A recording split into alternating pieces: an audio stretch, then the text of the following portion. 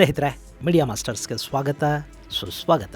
ಗೆಳೆಯರೆ, ಅಮೆರಿಕ ಮತ್ತು ರಷ್ಯಾದ ನಡುವಿನ ಸಂಘರ್ಷ ತೀವ್ರ ಸ್ವರೂಪವನ್ನು ಪಡ್ಕೊಳ್ತಾ ಇದೆ. ಒಂದ್ ಕಡೆ ರಷ್ಯಾದ ತೈಲ ಸಂಸ್ಥೆಗಳ ಮೇಲೆ ನಿರ್ಬಂಧ ವಿಧಿಸಿ ರಷ್ಯಾದ ಆರ್ಥಿಕ ಮೂಲಗಳನ್ನು ನಾಶ ಮಾಡ್ತೀವಿ ಅಂತ ಅಮೆರಿಕ ಅಂದ್ಕೊಳ್ತಾ ಇದ್ರೆ, ಮತ್ತೊಂದು ಕಡೆ ಅಮೆರಿಕಾದ ಬುಡದಲ್ಲಿ ಒಂದು ಯುಕ್ರೇನನ್ನು ಕ್ರಿಯೇಟ್ ಮಾಡಿ ಅವರಿಗೆ ಬೇಕಾದ ಆಯುಧಗಳನ್ನು ಕೊಡುವ ಮೂಲಕ ರಷ್ಯಾ ಅಮೆರಿಕಾದ ಗಂಟ್ಲಲ್ಲಿ ಮೂಳೆ ಸಿಕ್ಕಾಕೊಳ್ಳೋ ಹಾಗೆ ಮಾಡ್ತಾ ಇದೆ.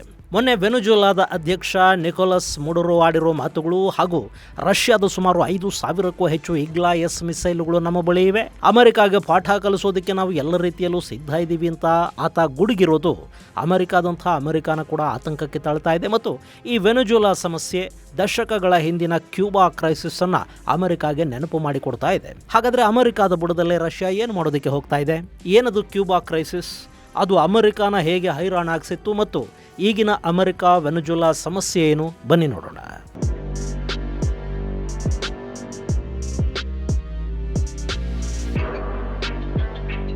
ಗೆಳೆಯರೆ, ಅಮೆರಿಕ ಅಂದ ಕೂಡಲೇ ನಮಗೆ ಜಗತ್ತಿನ ದೈತ್ಯ ಶಕ್ತಿಯೊಂದು ಕಣ್ಣು ಮುಂದೆ ಬರುತ್ತೆ.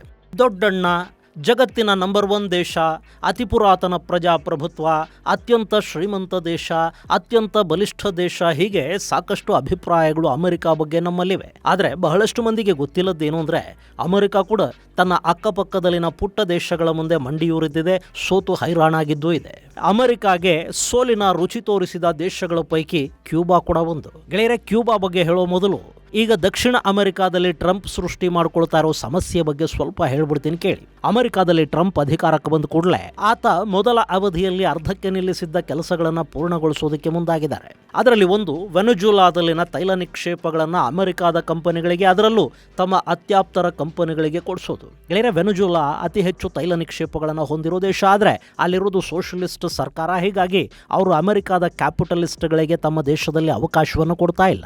ಇನ್ನು ಹೇಗಾದರೂ ಮಾಡಿ ಅಲ್ಲಿನ ತೈಲ ಕ್ಷೇತ್ರಗಳ ಮೇಲೆ ಆಧಿಪತ್ಯವನ್ನು ಸಾಧಿಸಬೇಕು ಅನ್ನೋ ಹಠವನ್ನು ಟ್ರಂಪ್ ಕೂಡ ಬಿಡ್ತಾ ಇಲ್ಲ. ಹೀಗಾಗಿನೇ ತಮ್ಮ ಮೊದಲ ಅವಧಿಯಲ್ಲಿ ಕೂಡ ಟ್ರಂಪ್ ವೆನೆಜುವೆಲಾ ಮೇಲೆ ವಿಪರೀತ ಒತ್ತಡ ಹೇರೋ ಪ್ರಯತ್ನವನ್ನು ಮಾಡಿದರು. ಅಲ್ಲಿನ ಅಧ್ಯಕ್ಷ ನಿಕೋಲಸ್ ಮಡುರೋ ವಿರುದ್ಧ ಪ್ರತಿಪಕ್ಷಗಳಿಗೆ ಬೆಂಬಲ ಕೊಡೋ ಪ್ರಯತ್ನವನ್ನು ಅಮೆರಿಕ ಮಾಡ್ತು. ಅಲ್ಲಿ ಚುನಾವಣೆಗಳು ಪಾರದರ್ಶಕವಾಗಿ ಆಗಿಲ್ಲ ಅನ್ನೋ ಆರೋಪವನ್ನು ಮಾಡ್ತು. ಏನೇ ಮಾಡಿದರೂ ಮಡುರೋ ಅಧಿಕಾರವನ್ನು ಬಿಡಲಿಲ್ಲ. ಆತನನ್ನು ಅಧಿಕಾರದಿಂದ ಇಳಿಸೋದು ಅಮೆರಿಕಾಗೂ ಸಾಧ್ಯ ಆಗಲಿಲ್ಲ. ಇನ್ನು ಈಗ ಅಲ್ಲಿ ಮತ್ತೆ ಟ್ರಂಪ್ ಆಡಳಿತ ಬಂದಿದೆ. ಇದೇ ಸಂದರ್ಭದಲ್ಲಿ ಅಮೆರಿಕಾದ ನ್ಯಾಯಾಲಯ ಮಡುರೋ ಬಂಧನಕ್ಕೆ ವಾರಂಟ್ ಅನ್ನು ಹೊರಡಿಸಿದೆ. ಮಡುರೋನ ಹಿಡಿದುಕೊಟ್ಟವರಿಗೆ $50 ಮಿಲಿಯನ್ ಬಹುಮಾನವನ್ನು ಕೂಡ ಅಮೆರಿಕ ಘೋಷಣೆ ಮಾಡಿದೆ. ಹಾಗೆ ಟ್ರಂಪ್ ವೆನೆಜುವೆಲಾದ ಡ್ರಗ್ ಕಾರ್ಟೆಲ್ಗಳ ಮೇಲೆ ದಾಳಿಯ ಹೆಸರಲ್ಲಿ ಕೆರೆಬಿಯನ್ ಸಮುದ್ರಕ್ಕೆ ಅಮೆರಿಕಾದ ನೌಕಾಪಡೆಯನ್ನು ಕಳುಹಿಸಿಕೊಟ್ಟಿದ್ದಾರೆ. B-52 ಬಾಂಬರ್ಗಳನ್ನು ಅಲ್ಲಿ ನಿಯೋಜನೆ ಮಾಡಿದ್ದಾರೆ. ಹಾಗೆ ವೆನೆಜುವೆಲಾಗೆ ಸೇರಿದ ಒಂದಷ್ಟು ಹಡಗುಗಳ ಮೇಲೆ ಅಮೆರಿಕ ಬಾಂಬಿಂಗ್ ಅನ್ನು ಕೂಡ ಮಾಡಿದೆ. ಇನ್ನು ವೆನೆಜುವೆಲಾ ಕೂಡ ಇಲ್ಲಿ ಸುಮ್ಮನೆ ಏನು ಕೂತಿಲ್ಲ. ಅಮೆರಿಕಾದ B-52 ಬಾಂಬರ್ಗಳನ್ನು ಎದುರಿಸೋದಕ್ಕೆ ಮಡುರೋ ತಮ್ಮ F-16 ಯುದ್ಧ ವಿಮಾನಗಳನ್ನು ಆಕಾಶಕ್ಕೆ ಹಾರಿಸಿದ್ದಾರೆ. ಜೊತೆಗೆ ಅಲ್ಲಿನ ಲಕ್ಷಾಂತರ ಮಂದಿಗೆ ಆಯುಧ ತರಬೇತಿಯನ್ನು ಕೊಟ್ಟು, ಅವರ ಕೈಗೆ ಆಯುಧಗಳನ್ನೂ ಕೊಟ್ಟು ಅಮೆರಿಕಾದ ವಿರುದ್ಧ ಕದನಕ್ಕೆ ಸಿದ್ಧರಾಗೋದಕ್ಕೆ ಮಡುರೋ ಹೇಳಿದ್ದಾರೆ. ಅಲ್ಲಿನ ಸೇನೆ ಕೂಡ ಅಮೆರಿಕಾನ ಎದುರಿಸೋದಕ್ಕೆ ಸಿದ್ಧತೆಗಳನ್ನು ಮಾಡಿಕೊಂಡಿದೆ. ಇದೆಲ್ಲದರ ಜೊತೆಗೆ ನಮ್ಮ ಬಳಿ 5,000 ರಷ್ಯಾದ ಇಗ್ಲಾ-ಎಸ್ ಸರ್ಫೇಸ್ ಟು ಏರ್ ಮಿಸೈಲ್ಗಳಿವೆ. ಅಮೆರಿಕಾದ ಯುದ್ಧ ವಿಮಾನಗಳು ನಮ್ಮ ವಾಯು ಪ್ರದೇಶಕ್ಕೆ ಬಂದರೆ ಇಲ್ಲಿಂದ ವಾಪಸ್ಸು ಹೋಗೋದಕ್ಕೆ ನಾವು ಬಿಡೋದಿಲ್ಲ ಅನ್ನೋ ಎಚ್ಚರಿಕೆಯನ್ನು ಮಡುರೋ ಇಲ್ಲಿ ಕೊಟ್ಟಿದ್ದಾರೆ. ಈ ಮೂಲಕ ರಷ್ಯಾ ಭಾರಿ ಪ್ರಮಾಣದ ಆಯುಧಗಳನ್ನೇ ವೆನೆಜುವೆಲಾಗೆ ಅಮೆರಿಕಾದ ವಿರುದ್ಧ ಕೊಟ್ಟಿರೋ ಸಾಧ್ಯತೆಗಳನ್ನು ಅವರು ಖಚಿತಪಡಿಸ್ತಾ ಇದ್ದಾರೆ.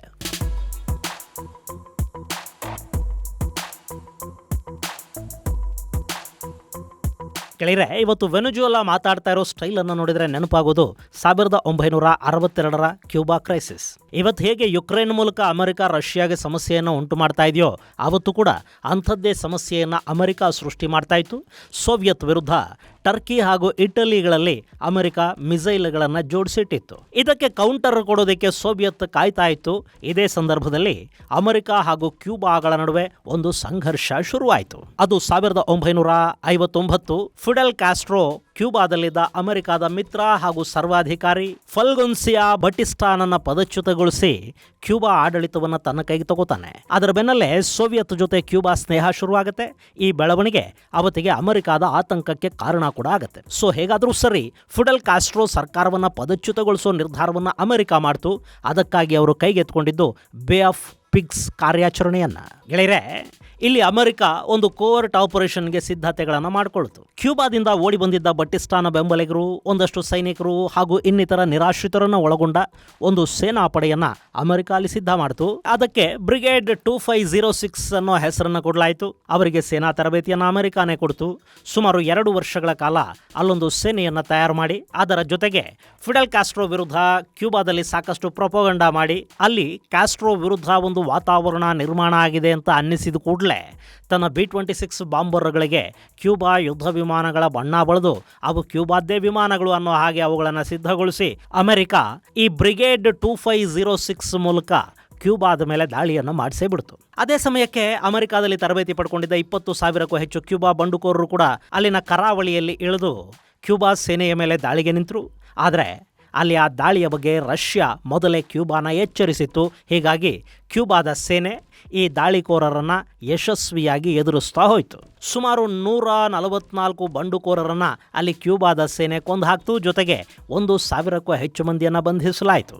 ಅಲ್ಲಿಗೆ ಫಿಡೆಲ್ ಕ್ಯಾಸ್ಟ್ರೋ ಅಮೆರಿಕಾದ ನೇತೃತ್ವದಲ್ಲಿ ಕ್ಯೂಬಾದಲ್ಲಿ ನಡೀತಾ ಇದ್ದ ನಾಗರಿಕ ಯುದ್ಧವನ್ನು ಮಟ್ಟ ಹಾಕಿದ್ರು. ಇನ್ನು ಈ ದಾಳಿಯ ಸಂದರ್ಭದಲ್ಲಿ ಅಮೆರಿಕಾದ CIA ಕೂಡ ಒಂದಷ್ಟು ತಪ್ಪು ಹೆಜ್ಜೆಗಳನ್ನಿಟ್ಟಿತ್ತು. ಈ ಬಂಡುಕೋರರು ಕ್ಯೂಬಾಗೆ ಹೋದ ಕೂಡಲೇ ಅಲ್ಲಿನ ಜನ ಕ್ಯಾಸ್ಟ್ರೋ ವಿರುದ್ಧ ಬಂಡುಕೋರರನ್ನು ಬೆಂಬಲಿಸ್ತಾರೆ ಅಂತ CIA ಅಮೆರಿಕಾಗೆ ವರದಿ ಕೊಟ್ಟಿತ್ತು. ಆದರೆ ಅಲ್ಲಿ ಹಾಗಾಗಲಿಲ್ಲ. ಈ ಹಿಂದಿನ ಬಟಿಸ್ಟಾನ ಸರ್ವಾಧಿಕಾರಿ ಧೋರಣೆ ಹಾಗೂ ಭ್ರಷ್ಟಾಚಾರದಿಂದ ಬೇಸತ್ತಿದ್ದ ಜನ ಫಿಡೆಲ್ ಕ್ಯಾಸ್ಟ್ರೋನ ಬೆಂಬಲಕ್ಕೆ ನಿಂತರು. ಹೀಗಾಗಿ ಅಲ್ಲಿ ಅಮೆರಿಕಾದ ಯೋಜನೆ ವಿಫಲ ಆಯಿತು. ಇನ್ನು ಈ ದಾಳಿಯ ಬಗ್ಗೆ ಮೊದಲೇ ಫಿಡೆಲ್ ಕ್ಯಾಸ್ಟ್ರೋಗೆ ಗೊತ್ತಾಗಿತ್ತು. ರಷ್ಯಾ ಅಲ್ಲಿ ಮಾಹಿತಿಯ ಜೊತೆಗೆ ಆಯುಧಗಳನ್ನೂ ಕೊಟ್ಟಿತ್ತು. ಹೀಗಾಗಿ ಕ್ಯಾಸ್ಟ್ರೋ ಮತ್ತು ಆತನ ಸೇನೆ ಅಲ್ಲಿ ಅಲರ್ಟ್ ಆಗಿತ್ತು. ಅವರು ಅಮೆರಿಕ ಬೆಂಬಲಿತ ಬಂಡಾಯವನ್ನು ಸುಲಭವಾಗಿ ದಮನ ಮಾಡಿದರು. ಅಲ್ಲಿ ಅಮೆರಿಕಾಗೆ ದೊಡ್ಡ ಮುಖಭಂಗ ಕೂಡ ಆಯಿತು. ಇನ್ನು ಅಮೆರಿಕ ಅಲ್ಲಿ ಮಾಡಿಸೋದಕ್ಕೆ ಹೊರಟ ಈ ದಾಳಿ ಕ್ಯೂಬಾದ ಸಿಟ್ಟಿಗೆ ಕಾರಣ ಆಯಿತು. ಮತ್ತು ಇದೆಲ್ಲವನ್ನು ನೋಡ್ತಾ ಅವತ್ತು ಮುಸ್ಸಿ ನಗುತ್ತಾ ಇದ್ದ ಸೋವಿಯತ್ ರಷ್ಯಾದ ಅಧ್ಯಕ್ಷ ನಿಕಿತಾ ಕ್ರುಶ್ಚೇವ್ ಈ ಸಂದರ್ಭವನ್ನು ಎಷ್ಟು ಅದ್ಭುತವಾಗಿ ಬಳಸ್ಕೊಂಡ್ರು ಅಂದರೆ, ಸೋವಿಯತ್ ತನ್ನ ಮಿಸೈಲ್ಗಳನ್ನು ಮತ್ತು ನ್ಯೂಕ್ಲಿಯರ್ ವಾರ್ ಹೆಡ್ಗಳನ್ನು ತಂದು ಕ್ಯೂಬಾದಲ್ಲಿಡ್ತು. ಅವತ್ತಿಗೆ ಅಮೆರಿಕ ಸೋವಿಯತ್ ವಿರುದ್ಧ ಒಂದು ದೊಡ್ಡ ಆಟ ಕಟ್ಟೋದಕ್ಕೆ ಹೊರಟಿತ್ತು. ಟರ್ಕಿ ಹಾಗೂ ಇಟಲಿಗಳನ್ನು ಬಳಸ್ಕೊಂಡು ಸೋವಿಯತ್ ಮೇಲೆ ಒತ್ತಡ ತರೋ ಪ್ರಯತ್ನವನ್ನು ಅಮೆರಿಕ ಮಾಡ್ತಾ ಇತ್ತು.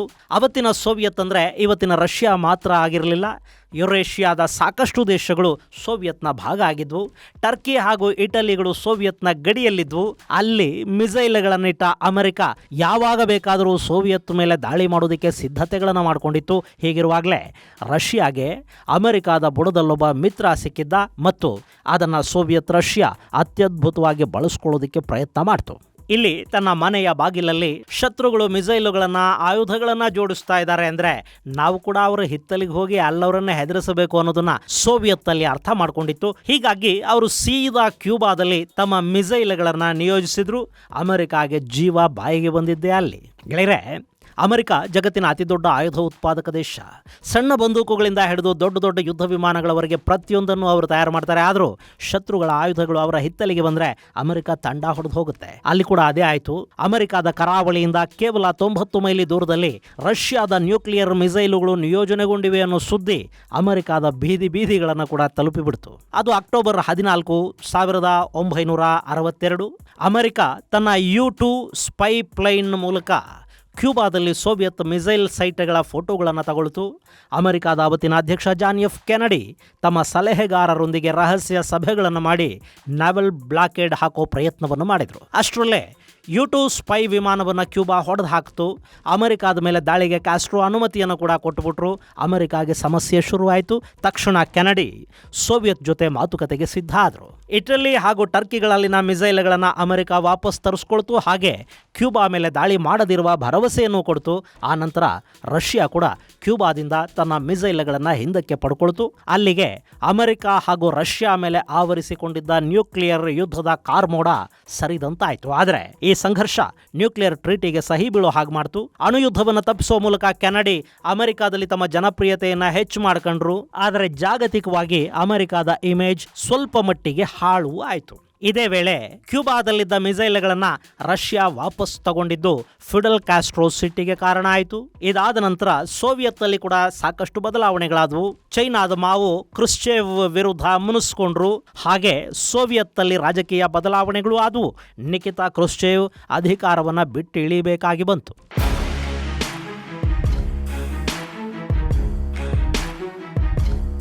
ಗೆಳೆಯರೆ, ಈಗ ಅವತ್ತಿನ ಥರದ್ದೇ ಮತ್ತೊಂದು ಪರಿಸ್ಥಿತಿ ಅಮೆರಿಕ ಹಾಗೂ ವೆನೆಜುವೆಲಾ ನಡುವೆ ಕಾಣ್ತಾ ಇದೆ. ವೆನೆಜುವೆಲಾನ ಆಕ್ರಮಿಸಿಕೊಂಡು ಬಿಡಬೇಕು ಅಂತ ಅಮೆರಿಕ ಹೊಂಚಾಗ್ತಾ ಇದೆ. CIA ಕೂಡ ಅಲ್ಲಿ ಕಾರ್ಯಪ್ರವೃತ್ತ ಆಗಿದೆ. ಅಮೆರಿಕಾದ USS Gerald, USS ಮ್ಯಾಹನ್, USS Winston Churchill ಮುಂತಾದ ಹಡಗುಗಳನ್ನು ವೆನೆಜುವೆಲಾದ ಕಡೆಗೆ ಅಮೆರಿಕ ಕಳುಹಿಸಿಕೊಡ್ತಾ ಇದೆ.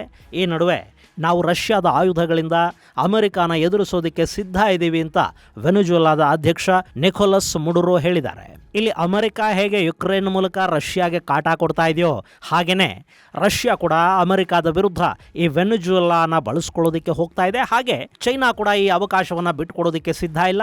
ಅಮೆರಿಕ ತೈವಾನ್ ವಿಷಯವನ್ನು ಕೆಣಕಿದ್ರೆ ನಾವು ವೆನೆಜುವೆಲಾದ ಸಹಾಯಕ್ಕೆ ನಿಲ್ತೀವಿ ಅನ್ನೋ ಸಂದೇಶವನ್ನು ಚೈನಾ ಕಳುಹಿಸಿಕೊಟ್ಟಿದೆ. ಇರಾನ್ ಹಾಗೂ ವೆನೆಜುವೆಲಾ ನಡುವೆ ಕೂಡ ಒಂದಷ್ಟು ರಕ್ಷಣಾ ಒಪ್ಪಂದಗಳಾಗಿವೆ. ಹಾಗೆ ಅಮೆರಿಕ ಹಾಗೂ ಇರಾನ್ ನಡುವೆ ಒಂದಷ್ಟು ಬಗೆಹರಿಯಬೇಕಾದ ಲೆಕ್ಕಾಚಾರಗಳು ಇವೆ. ಹೀಗಾಗಿ ಇರಾನ್ ತಾನು ಕೂಡ ವೆನೆಜುವೆಲಾಗೆ ಡ್ರೋನ್ಗಳನ್ನು ಮತ್ತು ಮಿಸೈಲ್ಗಳನ್ನು ಸರಬರಾಜು ಮಾಡೋದಕ್ಕೆ ಸಿದ್ಧ ಆಗಿದೆ. ಡ್ರೋನ್ ಫ್ಯಾಕ್ಟರಿಯನ್ನೇ ಬೇಕಾದರೂ ವೆನೆಜುವೆಲಾದಲ್ಲಿ ಸ್ಥಾಪನೆ ಮಾಡೋದಕ್ಕೆ ಇರಾನ್ ಸಿದ್ಧ ಇದೆ. ಅವರಿಗೆ ಅಮೆರಿಕಾನ ವಿಪರೀತವಾಗಿ ದ್ವೇಷ ಮಾಡೋ ಜನ ಬೇಕು. ಸದ್ಯಕ್ಕೆ ಆ ಕೆಲಸವನ್ನ ಮುಡುರೋ ಮಾಡ್ತಾ ಇದ್ದಾರೆ. ಇಲ್ಲಿ ಇಂಥದ್ದೊಂದು ಬೆಂಬಲ ಮತ್ತು ಭರವಸೆ ಇರೋದ್ರಿಂದಲೇ ಮುಡುರೋ ಅಮೆರಿಕಾಗೆ ಸೆಡ್ ಹೊಡಿತಾ ನಿಂತಿದ್ದಾರೆ. ನಮ್ಮ ಮೇಲೆ ದಾಳಿ ಮಾಡಿದರೆ ಅಮೆರಿಕಾಗೆ ನಮ್ಮ ಶಕ್ತಿ ಏನು ಅನ್ನೋದನ್ನು ತೋರಿಸಿಕೊಡ್ತೀವಿ ಅಂತ ನಿಕೋಲಸ್ ಮಡುರೋ ಹೇಳ್ತಾ ಇದ್ರೆ, ಕ್ಯೂಬಾ ಮತ್ತು ಕೊಲಂಬಿಯಾಗಳು ಕೂಡ ವೆನೆಜುವೆಲಾದ ಪರ ನಿಂತ್ಕೊಳ್ತಾ ಇವೆ. ಇದೆಲ್ಲವನ್ನು ನೋಡ್ತಾ ಟ್ರಂಪ್ ಕನ್ಫ್ಯೂಷನ್ಗೆ ಬೀಳ್ತಾ ಇದ್ದಾರೆ. ವೆನೆಜುವೆಲಾನ ಏನು ಮಾಡಬೇಕು? ಬಿಟ್ಬಿಡ್ಬೇಕಾ? ಬಿಟ್ಟರೆ ಆರ್ಥಿಕ ನಷ್ಟ, ಹಾಗಂತ ಸುಮ್ಮನೆ ಕೈ ಕಟ್ಕೊಳ್ಳೋದಕ್ಕೆ ಸಾಧ್ಯನೂ ಆಗೋದಿಲ್ಲ. ಸೊ ಅಮೆರಿಕ ಈಗೇನು ಮಾಡುತ್ತೆ ಅನ್ನೋದನ್ನ ನಾವು ಕಾದು ನೋಡಬೇಕಿದೆ. ಇದು ಗೆಳೆಯರೆ, ವೆನೆಜುವೆಲಾದ ಮೂಲಕ ರಷ್ಯಾ ಅಮೆರಿಕಾಗೆ ಕಳುಹಿಸ್ತಾ ಇರೋ ಶಾಕಿಂಗ್ ಸಂದೇಶದ ಕುರಿತಾದ ಒಂದಷ್ಟು ಮಾಹಿತಿ. ಮುಂದಿನ ಸಂಚಿಕೆಯಲ್ಲಿ ಮತ್ತಷ್ಟು ವಿಶೇಷಗಳ ಜೊತೆ ಮತ್ತೆ ಭೇಟಿಯಾಗೋಣ. ಅಲ್ಲಿವರೆಗೆ ಜೈ ಹಿಂದ್, ಜೈ ಕರ್ನಾಟಕ.